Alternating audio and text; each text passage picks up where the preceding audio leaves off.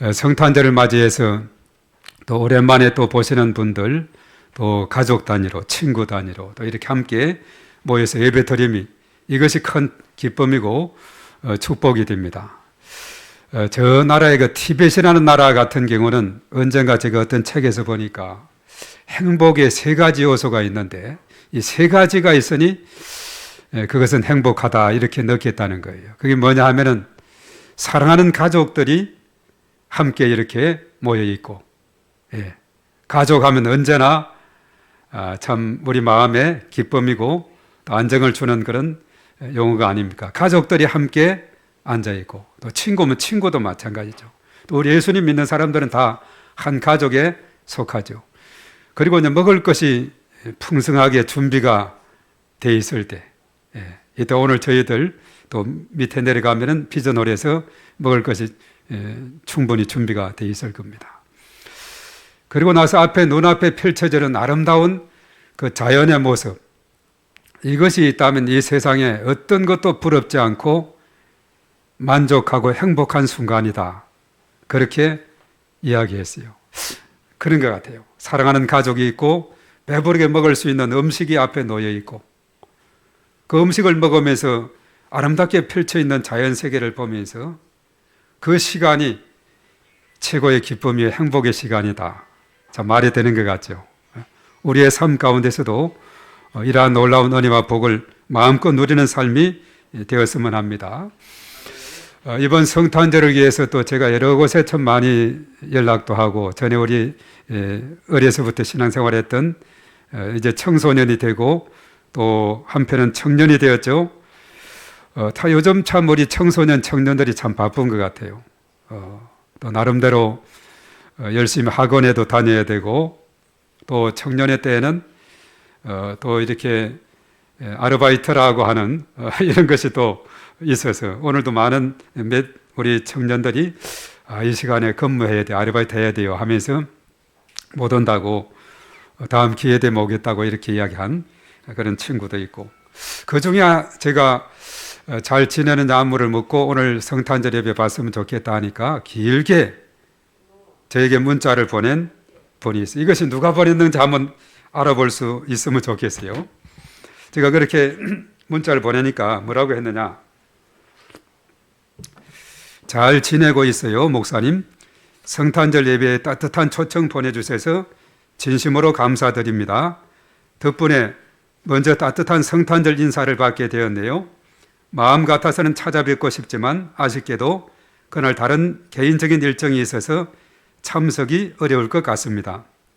혹여 성탄절 예배에 제가 참석하지 못하더라도 너그러이 이해해 주시면 감사하겠습니다. 광명비전교회의 성탄절 예배가 은혜롭게 잘 진행되기를 진심으로 기도하겠습니다. 목사님과 교회 모든 분들께 평안하고 행복한 성탄절 되시기를 바랍니다. 이런 길게 문자가 왔어요. 누가 썼을까요? 여기에 있는 가족 중에 비슷하게 근접했는데 효종이가 썼어요. 우리 서순옥 집사님의 막내 아들. 이 글 쓴 거 보니까 전에 여기 우리가 봤을 때는 아주 물론 우리 김 전사님과 같이 이렇게 우리 공도 차고 이렇게 했는데 그렇게 개구정에 했는데 아주 글 쓴 거 보니까 아주 어젓하게 아주 표현력도 아주 뛰어나게 이런 글을 받으면서 참 많이 장성했다. 오늘 같이 왔으면 더 좋았을 뻔했는데 대표로 우리 서순옥 집사님이 오셨습니다. 그 현종이는 군대 갔다 그랬죠? 어디에?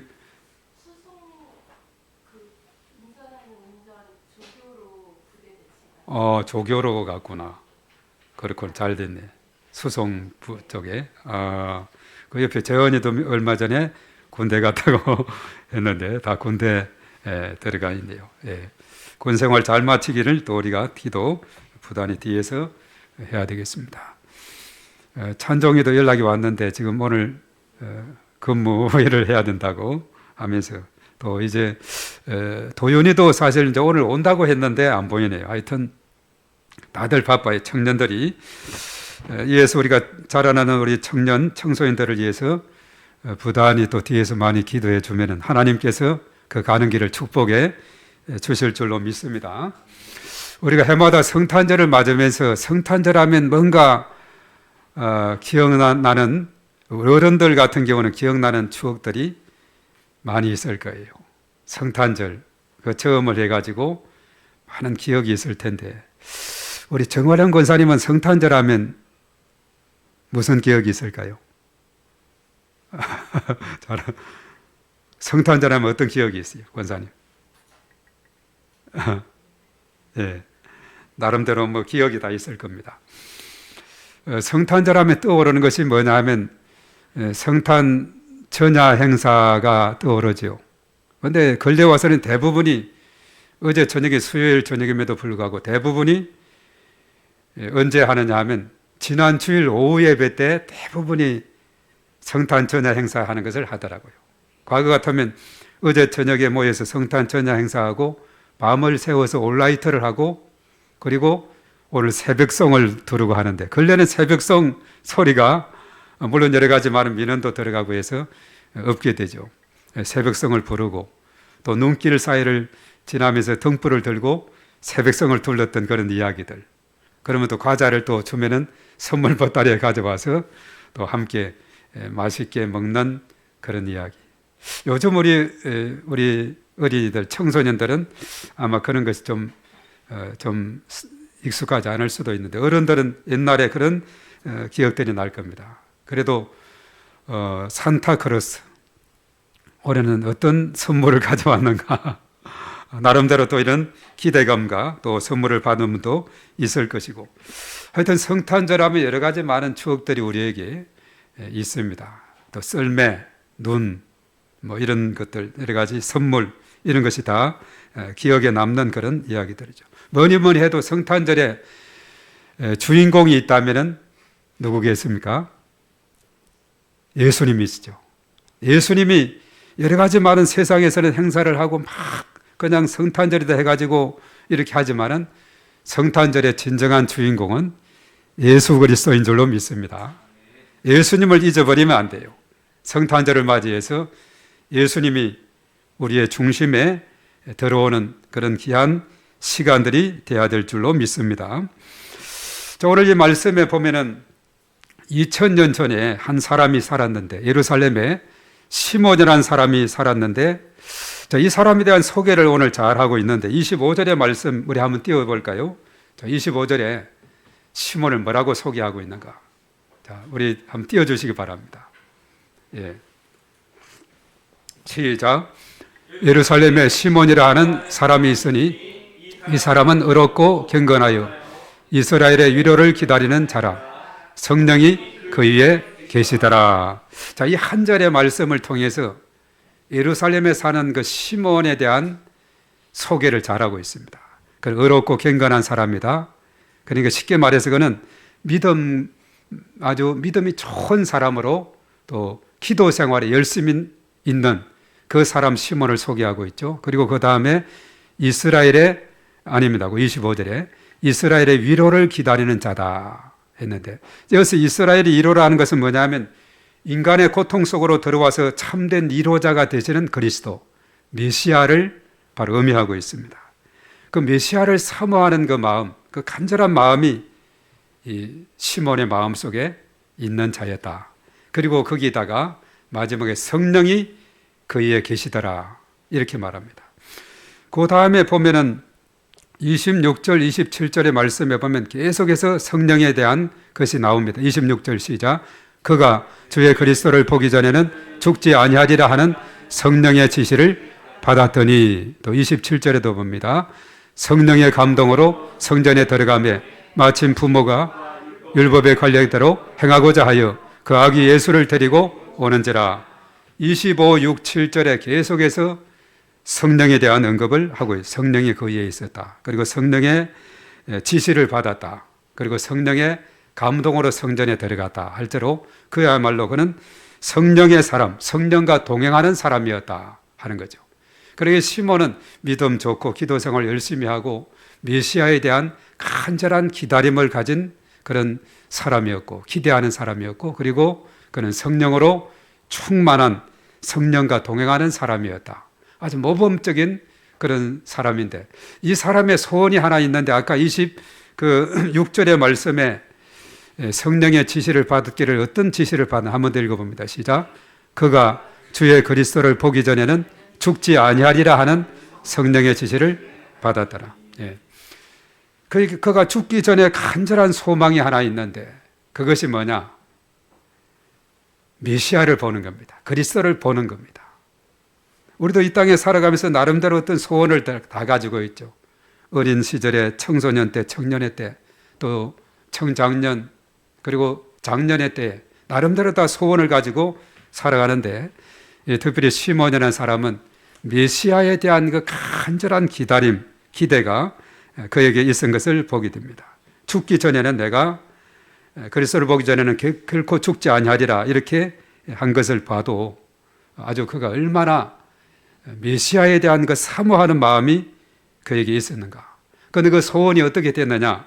오늘 이제 그 말씀에 쭉 보면 29절 이하의 말씀 보면 시몬이 찬송하는, 성탄에 대한 찬송하는 그 내용을 통해서 봐도 그가 정말 메시아에 대한 그 기대, 그 소망이 뜻이 성취가 된 그것을 보게 됩니다. 그러면서 그가 어떠한 선포를 하는가, 그것이 바로 오늘 시몬의 찬송 내용에서 볼 수가 있는데, 오늘 29절의 말씀에 보니까 이제 성전에 그가 들어갔죠. 성령의 감동을 받아 성전에 들어갔는데 29절에 뭐라고 했는가? 우리 한번 다 같이 읽습니다. 시작. 주제여 이제는 말씀하신 대로 종을 평안히 놓아 주시는도다. 예, 성전에 들어가니까 그 부모 요셉과 마리아죠, 아기를 안고 있는 거예요. 그래서 이 시몬이 그것을 대신 안으면서 이제 그가 한 말씀이 이제는 종을 평안히 놓아 주시는도다. 쉽게 말해서 지금 뭐냐 하면 이제 내가 죽어도 좋다는 그런 이야기를 하고 있습니다. 왜냐하면 오랜 세월, 긴 기간 동안에 일평생을, 그래도 시몬은 연세가 지긋한 아주 나이가 많으신 어르신으로 이렇게 이제 기억을 하고 있어요. 오랜 세월 일평생 동안 기다리고 기다렸던 그 메시아를 직접 보고 내가 앉게 되어서 이런 상황에서 이제는 말씀하신 대로 종을 평안히 놓아주시는도다. 그야말로 소원이 성취가 됐다는 그런 의미가 담겨 있는 것을 봅니다. 그래서 그의 소원대로 그리스도를 만나게 되었고 이제는 죽어도 한이 없다고 그렇게 선포하고 있는 내용이 바로 오늘 29절의 말씀이에요. 종을 평안히 놓아주시는도다 이렇게 말합니다. 자, 이것을 우리가 생각하면 특별히 창세기에서 비슷한 시몬과 같은 비슷한 그 소망을 가졌던 사람이 나오는데 바로 누굽니까? 요셉에 대한 이야기인데, 요셉은 요셉의 아버지 야곱에 대한 이야기죠. 요셉이가 죽은 줄로 생각했는데 어땠습니까? 오늘 창세기 45장 28절입니다. 다 같이 시작. 예.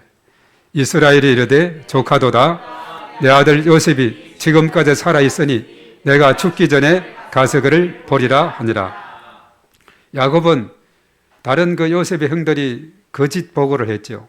이게 색동옷이 요셉의 옷인지 보라고. 그러니까 야곱은 생각을 짐승에게 뜯겨서 물려서 죽었구나 하면서 통곡을 하고 요셉이가 죽은 줄 알았는데 요셉이는 멀쩡했어요. 그 형들이 아주 그냥 약삭빠르게 노예로 팔아버렸는데 애굽에 가게 됐고 억울하게 감옥살이도 하게 됐는데 나중에 국무총리가 돼서 아주 당당하게 어젓이 잘 살아가고 있는 요셉 이야기를 듣게 되고, 그리고 그 아버지를 비롯해서 모든 형제들을 초청해서 70명이 애굽으로 이사를 가게 됐죠. 그래서 그 소식을 듣고 수레까지 보낸 그 모습을 보고서 야곱이가 그랬죠. 내가 죽기 전에 가서 내가 요셉을 꼭 봐야 되겠다. 이렇게 한 말씀이 바로 조금 전에 읽은 말씀이에요. 그래서 이제 시간이 지나서 그 수레를 타고 머나먼 애굽 땅으로 갔는데 이제 거기에 가서 어떤 일이 생겼느냐. 창세기 46장 30절의 말씀에 자, 이제 소원이 성취됩니다. 다 같이 시작. 이스라엘이 요셉에게 이르되 내가 지금까지 살아있고 내가 네 얼굴을 보았으니 지금 죽어도 조카도다. 예. 이제 죽은 줄로 알았던 그 요셉이가 살아있었고 직접 그 아버지 야곱이가 보게 되었어요. 내가 내 얼굴을 보았으니 지금 죽어도 조카도다. 이런 이야기를 했죠. 우리가 이 땅에 살아가면서 그랬죠. 어떤 분은 눈을 감지 못하고 이 세상을 떠나는 분이죠. 꼭 봐야 되겠는데 보지 못하고는 눈을 뜨고 돌아간 그런 이야기도 하지만은 그럼 오늘 이제 야곱처럼 그 소원이 성취되고 죽기 전에 요셉을 봤으니 이제 죽어도 조카도다. 눈을 다 감고 이 세상을 떠날 수 있는 그런 여유가 생기게 됐다 하는 사실이죠. 정말 오늘 시몬의 그런 심정도 마찬가지인 것 같아요. 오래 기다리고 기다렸던 메시아에 대한 그 기다림, 드디어 그 메시아로 오신 예수님을 아기 예수를 받아 보고는 안고서 이렇게 아주 그가 고백하고 있죠. 종을 평안히 놓아주신다. 이것은 뭐냐 하면 종을 해방시켜 주셨다는 그런 의미입니다. 사실 예수님께서 이 땅에 오신 것은 우리를 해방하기 위해서 이 땅에 오신 줄로 믿습니다. 죄로부터, 율법으로부터, 질병으로부터, 고통과 절망으로부터, 슬픔과 탄생으로부터 우리를 이 땅에 해방해 주시기 위해서 예수님이 이 땅에 오신 것이에요. 그래서 우리가 그 예수님을 기쁨으로 환영하고 영접하고 그 믿음으로 사는 삶이 복된 겁니다. 아직도 이 사실을 알지 못하고 여전히 해방되지 못한 채 그 올무에 매여서 살아가는 사람이 있다면 이번 성탄절을 맞이해서 예수님을 영접하고 참된 자유와 해방을 경험하게 되시기를 바라겠습니다. 왜냐하면 예수님을 영접하면 우리 삶 가운데 평안이 있고 행복이 있고 우리가 구원받은 하나님의 백성으로 하나님께서 우리를 축복해 주시는 줄로 믿습니다. 예수님 믿으면 행복합니다. 예수님 영접하면 진정한 행복이 있어요. 이 행복이라는 것이 고대로부터 현대 이르기까지 많은 사람들의 관심이 있습니다. 우리가 해마다 소원을 이야기하자면 여러 가지 필요한 그 잘 쓰여지는 용어들이 있는데 그것은 뭐냐 하면 건강하고 행복하고 또 하는 일이 잘 되고 또 합격, 취직, 승진하고 뭐 이런 일들을 많이 이야기하는데 그 중에서 행복은 아주 중요한 관심사가 되고 있죠. 그래서 어느 날 아리스토텔레스와 제자들이 이 문제를 가지고 이제 논의함에 있어서 그 반대로 이 세상에서 가장 불행한 사람이 누구인가 이런 대화를 하게 됐어요. 여러분들은 자, 이 세상에서 가장 불행한 사람이 어떤 사람일 것 같아요? 그때 이제 제자들과의 대화에서 오간 이야기들은 돈이 없는 가난한 사람이 불행하다고, 또 몸이 건강치 못한 사람이 불행하다고, 부모가 없는 고아가 불행하다고, 또 지식과 기술이 없는 사람이 불행하다, 뭐 이런 여러 가지 이야기들을 하고 있는데 그 서성이 아리스토텔레스가 말하기를 그것도 틀린 것은 아니지만 그러나 이 세상에서 가장 불행한 사람이 있다면 그것은 뭐냐? 자기가 하고 있는 일에 보람을 느끼지 못하는 사람이 불행하다. 이런 이야기를 했다. 자신이 하고 있는 그 일에 보람을 느끼지 못한다면 그것은 불행한 사람이다. 이렇게 이야기했다는 겁니다. 그리고 미국의 콜롬비아 대학의 프린트만 교수는 자그마치 10만 명을 대상으로 이번에는 참으로 행복한 사람이 누구인가?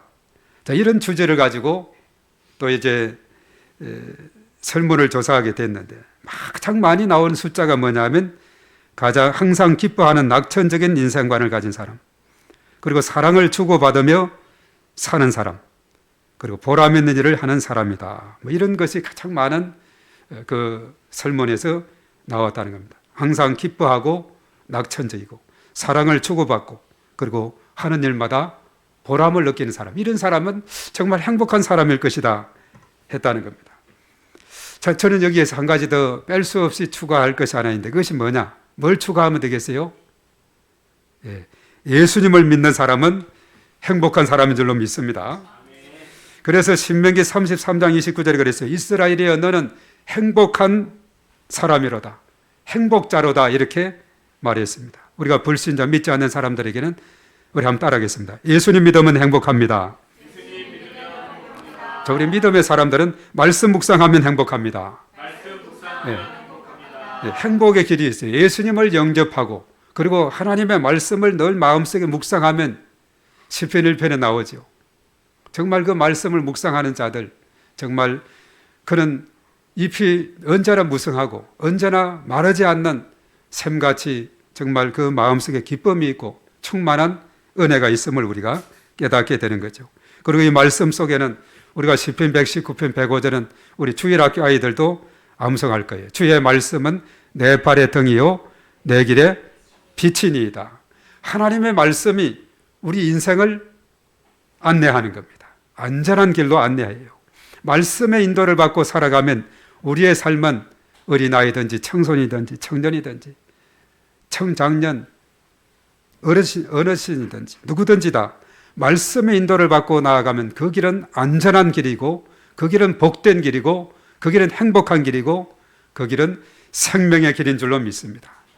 그 길로 하나님께서 우리를 형통하게 인도를 해주는 것입니다. 얼마나 참 복된 것인지 모르요. 유대인들은 속담에 자녀들에게 물고기를 잡아주지 말고 물고기 잡는 방법을 알려주라 하는 그런 말이 있어요. 물고기 잡아주면 그거 먹으면 끝이지만은 그 기술을 알려주게 되면 평생 물고기를 잡아서 스스로 살아갈 수 있게 되는 것이죠. 얼마나 지혜 있는 말씀인지 모릅니다. 그것이 뭐냐? 하나님의 말씀에 대한 믿음에 대한 전수예요. 그래서 유대인들은 주야로 우리가 신명기의 말씀도 그렇죠. 자녀들에게 이 말씀을 가르치면 그 말씀, 그 가르침 따라서 어르신이 돼도 백발이 돼도 그 가르침에서 진리의 길에서 떠나지 않는 그런 삶을 살아가므로 언제나 복된 삶을 살아간다 이렇게 말하고 있어요. 그래서 우리가 예수님을 믿고 그 말씀의 가르침대로 살아가는 삶이 얼마나 복된가를 우리가 다시 한번 깨닫게 됩니다. 자, 오늘 첫 번째 그림을 하나 보겠는데요. 자, 이 그림은 요한계시록 3장 20절의 말씀에 있는 말씀입니다. 자, 요한계시록 3장 20절의 말씀에 나온 그 말씀이 뭐냐면 볼지어다 내가 문 밖에 서서 두드리노니 누구든지 내 음성을 듣고 문을 열면 내가 그에게로 들어가 그와 더불어 먹고 그는 나와 더불어 먹으리라 이렇게 했는데 화가 홀만 헌트라는 화가가 요한계시록 23장 20절을 말씀을 가지고 그것에 영감을 얻었어요. 그래서 그림의 제목을 뭐라고 정했다 그랬죠? 다 같이 세상의 빛. 자, 우리 아래쪽은 다 같이 읽어봅니다. 시작. 세상의 빛이신 예수님이 문 밖에 서 계시는데 그 문은 담쟁이 넝쿨과 잡초로 무성해져 있다. 문은 분명히 어떤 사람의 인생의 문을 나타내고 있다. 이 사람은 예수님을 그의 삶에 한 번도 초청한 적이 없다. 예수님은 문 밖에 서서 문을 두드리고 계신다. 그분은 대답을 기다리고 계시는 것이다. 그림을 자세히 보면 문에 손잡이가 없다. 안에서만 문을 열 수 있다. 자, 이 그림 아마 문 밖에 서서 두드리는 그 예수님의 그림 여러분들 어디서는 좀 많이 봤을 겁니다. 이건 좀 이렇게 돼 있는 좀 빛이 나지 않습니까? 옷은 보면은 선지자 제사장 왕을 상징하는 그런 옷을 입고 등불을 들고 있죠. 또 잡초가 무성해 있는 이런 모습을 보면서 이것은 무엇을 의미하느냐 하면 오랫동안 닫혀있던 마음의 상태를 말하고 있어요. 오랫동안 마음을 굳게 닫고 예수님을 영접하지 않고 오랫동안 살아온 그 사람의 이야기. 그런데 문의 특징이 뭐라 그랬어요? 문고리가 있어야 고리를 잡고 열 수가 있는데 밖에서 문고리가 없으니 밖에서는 도저히 열 수가 없는. 자, 이것은 어디서만 열 수가 있는 거죠? 안에서만 열 수 있는 거예요. 우리 사람들에게 자유를 주었습니다. 예수님은 노크만 하고 계시는 거예요. 노크만 하고 계시는 거예요. 그 노크 소리를 듣고 그 문을 여는 것은 사람이 열어요. 내가 열어야 됩니다. 열고 문을 여시면 예수님께서 들어와서 나와 함께 먹고 마시고 나와 함께 또 동행하는 그런 삶을 살아가게 된다는 사실입니다. 그리고 이 등불을 들었죠. 어두운 세상을 밝히는 진리의 빛을 의미하고 있다 하는 사실입니다. 그래서 빛 대신 주님, 주님의 인도를 따라서 살아갈 때 그 인생이 행복한 삶이고 그 인생이 후회하지 않는 삶이고 축복의 인생이 될 줄로 믿습니다. 자, 그렇다면 그럼 어떻게 하면 예수님 영접하면 행복한 삶을 산다 했는데 어떻게 하면 예수님을 영접할 수 있는가? 영접하는 거 어렵지 않아요. 그 다음 그림을 봅니다. 자, 영접 기도문을 우리 다 같이 진심으로 하게 되면은 예수님을 영접한 것이 되는데, 자, 우리 신앙 고백 차원에서 다 같이 또 안 믿는 분은 이 말씀을 진심으로 또 읽으시고 다 같이 시작. 하나님 아버지, 저는 죄인입니다. 저는 지금까지 내가 원하는 대로 하며 살아왔습니다. 그러나 지금 예수님이 나를 위해 십자가에 돌아가셔서 부활하신 그리스도라는 사실을 믿습니다. 내 마음의 문을 열고 예수님을 나의 구주로 영접합니다. 내 마음속에 오셔서 영원히 나를 인도해 주세요. 예수님의 이름으로 기도합니다. 아멘. 예, 오늘 처음 오신 우리 어르신들도 진심으로 어떻게 전에 한번 교회 다녀보셨나요? 처음이신가요? 예, 오늘 처음 잘 오셨어요. 이것을 잘 기억하시고 오늘 처음 오셨어요. 예, 예수님을 마음속에 영접하시면은 어떠한 축복이 주어지느냐? 우리에게 주어지는 축복이 많아요. 요한복음 1장 12절의 말씀에 뭐라고 했느냐?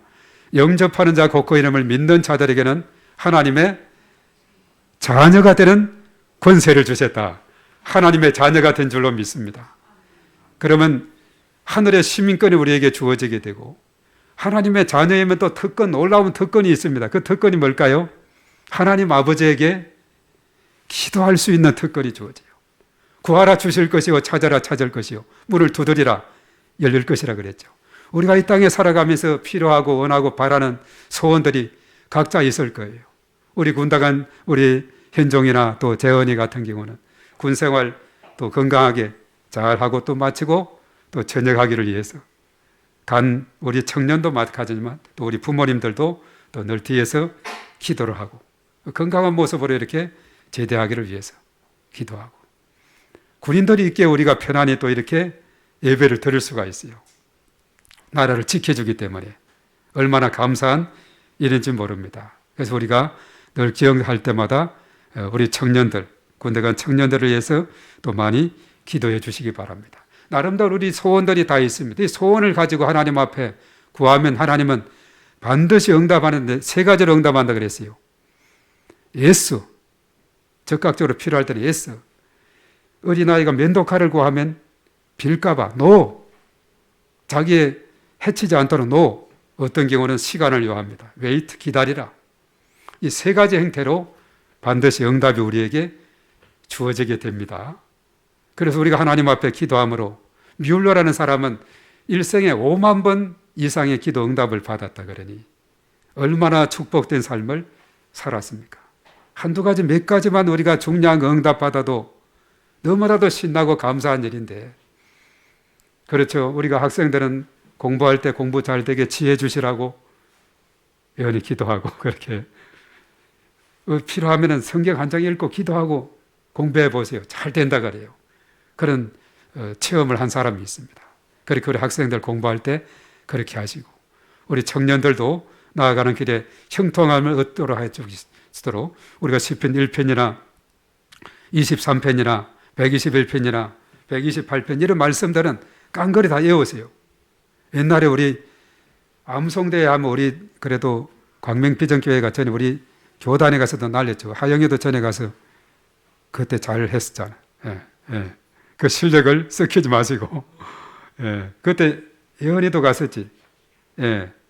재언이도 그때 간 것 같고 그때 가서 열심히 또 이렇게 전국대회에 나가서 상을 받고 오고 했는데 그것을 한낱 추억으로만 생각하지 마시고 주야로 내 일생에 적어도 한 1000구절 이상은 외우겠다 이런 소망을 가지고 그래서 내년 정도는 한 100구절 중요한 구절을 제가 적어서 나눠주려고 그래요. 예. 그래서 이런 것을 100구절씩 10년을 외우면 1000구절을 외우게 되죠. 이 말씀을 암송을 하고 이렇게 하면 그 말씀이 아까 말했죠. 내 발에 등이요 길에 빛이 되어서 인생길을 복되고 형통함으로 인도해 주실 줄로 믿습니다. 그래서 우리가 하나님의 자녀가 됨에 있어서는 여러 가지 참 얻는 유익들이 많아요. 우리가 때로는 잠잘 때 가히 놀리는 사람이 있어요. 막 불안하고 초조하고 막 귀신이 쫓아오는 듯 할 때 그때 어떻게 하려 그랬어요? 다른 길이 없습니다. 예수님의 이름으로 귀신은 떠나가라. 이렇게 하면 되는 거예요. 그것을 알지 못하는 분들은 그냥 가히 놀리고 잠 설치고 이런 분들이 있는데 예수님의 이름이면 승리합니다. 악한 원수 마귀도 예수의 이름으로 물리치게 되고 기도할 때 천군 천사가 우리를 도와주는 그런 은혜를 힘있게 됩니다. 하늘의 시민권 가졌죠. 복음을 마음껏 전할 수 있는 은혜도 우리에게 주어지게 되죠. 얼마나 축복된 삶을 살아가게 되는지 모릅니다. 자, 오늘 이 말씀에 나를 평안히 놓아준다 하는 이 말씀에서 여기까지 왔는데, 그리고 두 번째는 30절에 나와요. 내 눈이 만민을 위해서 예비된 주의 구원을 보았도다. 주의 구원을 보았다. 만민을 위해서 예비한 주의 구원을 보았다. 이렇게 말하고 있어요. 그래서 특별히 준비된 구원은 준비된 믿음으로 되는 거예요. 예수님의 탄생은 준비된 탄생이었어요. 구약시대에 수차례 예언을 했고 때가 되어서 예수님이 이 땅에 오신 줄로 믿습니다. 하나님께서 세상을 이처럼 사랑하사 독생자를 주셨으니 이는 저를 믿는 자마다 멸망하지 않고 영생을 얻게 하려 하심이라. 요한복음 3장 16절이죠. 구약시대 미리 예언을 해서 다 준비를 해두었어요. 때가 돼서 이 땅에 오셔서 이제 그 예수님을 누구든지 만나고 그분을 영접하면 우리는 구원을 받게 되는 줄로 믿습니다. 오늘 시몬처럼 오랫동안 그리스도 메시아를 갈망했고 직접 만날 수가 있었듯이 저희들도 정말 오늘 여기에 와서 예수님에 대한 이야기를 듣고 조금 전에처럼 예수님을 영접해서 하나님의 자녀로 살아가는 삶이 얼마나 복된지 모릅니다. 우리가 마태복음 25장에 보면 열처녀 비유가 나오고 있어요. 그 천국을 혼인잔치로 비유를 하고 있는데 이제 신랑 대신 예수님이 드디어 오는 거예요. 등과 기름을 충분히 준비했던 5 설기 있는 처녀는 그 혼인잔치에 참여하게 되는데 등과 기름을 적게 준비했던 그 미련한 처녀들은 어떻게 됐습니까? 이제 밤늦게 신랑이 온다는 소식을 들었을 때 등불이 꺼져가는 겁니다. 다른 슬기로운 처녀들에게 더 달라 하니까 우리 둘 썩기에 부족하니 가서 사서 오라 하니까 기름 사러 간 사이에 신랑 대신 예수님이 오게 되고 문은 닫히게 됐는데 밖에서 아무리 두들려도 열리지 않습니다. 그러나 미리 준비되었던 설기 있는 5 처녀는 그 잔치에, 천국 잔치에 참여하게 된 줄로 믿습니다. 미리 준비된 사람, 준비된 믿음, 바로 이것이 진정한 구원의 길로 나아가게 되는 줄로 믿습니다. 만민을 위해서 예비된 구원이다 이렇게 말했어요. 그러면서 32절에 또 뭐라고 했느냐, 마지막으로 우리가 생각할 것인데요, 이방을 비추는 빛이다 이렇게 말했습니다. 이방을 비추는 빛이 바로 예수님이십니다. 메시아이십니다. 바로 예수님은 유대인과 헬라인 차별이 없습니다. 모든 계층과 모든 사람들에게 다 햇빛은 그렇죠. 우리 대한민국에 비치고 또 미국에 비치고 저 아프리카에 비치고 다 햇빛은 동일하게 비치는 겁니다. 이 햇빛이 너무나도 중요하죠. 예수님은 그래서 나는 세상의 빛이다. 요한복음에 나는 누구다 하는 거기에서 7가지가 나오는데 나는 빛이다. 또 나는 참 포도나무다. 이런 표현들도 있어요. 나는 길과 진리와 생명이다. 이런 표현도 있어요. 그 포도나무 했을 때 우리가 전에 포도밭에 갔던 기억이 있는 분들이 있을 거예요. 예. 전에 우리가 화성까지 또 시흥에 또 광명 쪽에 포도밭에 우리가 가서 포도 따는 체험도 한 그런 적이 있는. 예수님 나는 포도나무고 너희는 가지다 그랬어요. 가지는 포도나무에 붙어 있을 때 꽃이 피고 열매가 주렁주렁 맺히게 된다 하는 사실이죠. 바로 예수님은 이방을 비추는 빛이다. 이 빛은 어둠을 밝히는 역할을 하고 조금 전에 언급했죠. 우리의 가는 길을 안내하는 역할을 합니다. 그리고 사실 이 빛은 생명의 근원이 돼요. 식물에 빛이 없으면 그 식물을 자랄 수가 없죠. 우리 하우스 아실 우리 유선욱 집사님 오셨는데 식물에는 적당한 햇빛이 있어줘야 그것이 잘 자라게 되는 것을 보게 되죠. 너무나 귀한 것입니다. 그리고 이 빛이라는 것은 때로는 치료의 역할을 하고 있어요. 건강하려면 햇빛을 쐬라는 그런 말이 있죠. 몇 년 전에 북유럽에 갔을 때 스웨덴이라는 그 나라 스톡홀름 그 수도에는 그 지역은 햇빛이 참 귀하다 그래요. 그래서 오늘처럼 이렇게 햇빛이 쨍쨍 나는 날이 되면 모든 시민들이 밖으로 야외로 나와서 햇빛을 쐰다는 거예요. 언젠가 한국 사람이 거기 가서 이민을 갔는데 막 심한 피부병이 걸려서 병원에 가보니까 햇빛을 적게 쐬서 그렇다고. 햇빛을 좀 많이 쓰라고. 햇빛이 그때 자주 많이 없는 거예요. 이것이 얼마나 우리가 햇빛을 잘 쓸 수 있다는 것이 얼마나 큰 축복인가. 이방을 비추는 빛이 되시는 예수님께서 온 세상에 빛을 비추어 주시고 그 빛을 받은 우리들은 또 세상을 향해서 빛을 반사하는 삶을 살아가는, 너희는 세상의 소금이요 세상의 빛이다, 이렇게 예수님께서 말씀했죠. 이 사명을 잘 감당하는 저와 여러분들이 다 돼야 될 줄로 믿습니다. 자, 그렇게 살아갈 때 하나님께서 큰 영광을 거두는 거예요. 그래서 이번 성탄절을 위해서 오늘 시몬이 찬송했던 것처럼 내가 메시아를 만나서는 이제는 죽어도 한이 없다. 눈 감고 편안히 죽을 수 있겠다.